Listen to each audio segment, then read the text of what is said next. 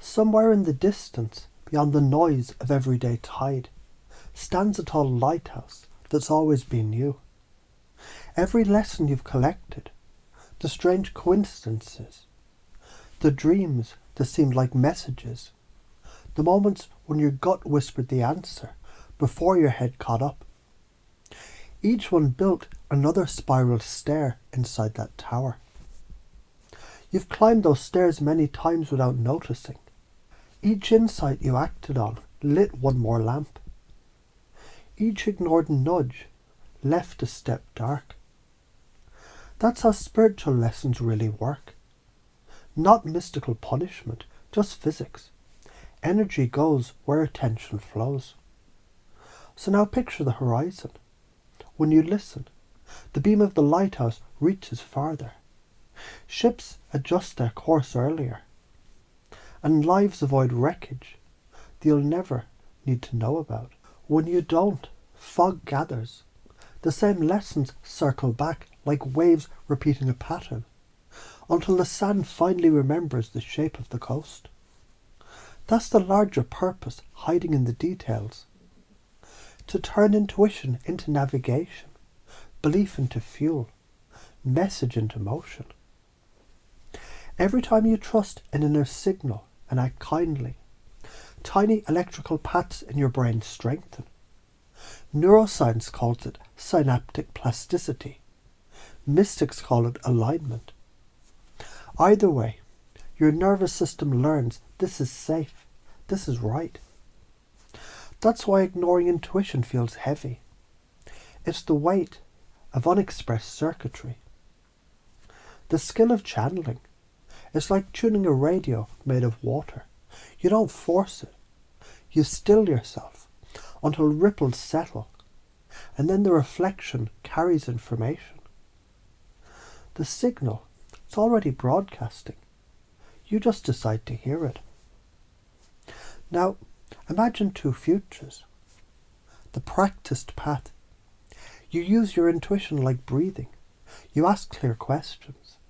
Act on small promptings. Clean up quickly when you're wrong. Confidence grows. People start saying you're lucky. But it's not luck. It's calibration. Or the neglected path. You doubt the nudges. You wait for permission. You end up learning the same lessons through friction, delay, unnecessary heartbreak. Karma isn't revenge, it's repetition. Both futures exist simultaneously, like parallel lines of code just waiting to run. The one that executes is the one that you act on.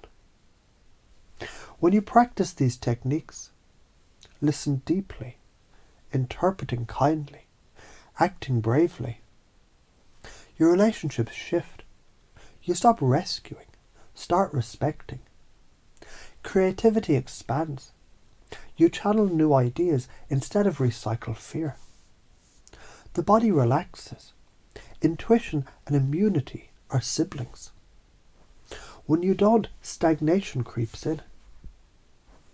Energy hoards itself as anxiety. Insight decays into overthinking, and the same lessons repeat until you finally remember you wrote the curriculum yourself. So here's the blunt truth, dressed as love. The universe doesn't hand out gold stars for potential. It waits, arms crossed, until you move your feet. One tiny action of alignment outweighs a decade of half-believed affirmations. Every time you act on genuine inner knowing, you rewrite the probability field around you. That's not woo. That's how feedback loops work. Belief affects behavior. Behavior alters environment. Environment reinforces belief. That's karma, neuroscience, and common sense holding hands. And as you listen, you might already notice some part of you, the part that recognizes truth by the feeling of calm, has started organizing these ideas into lived behavior. Not because you've been hypnotized, but because clarity is contagious.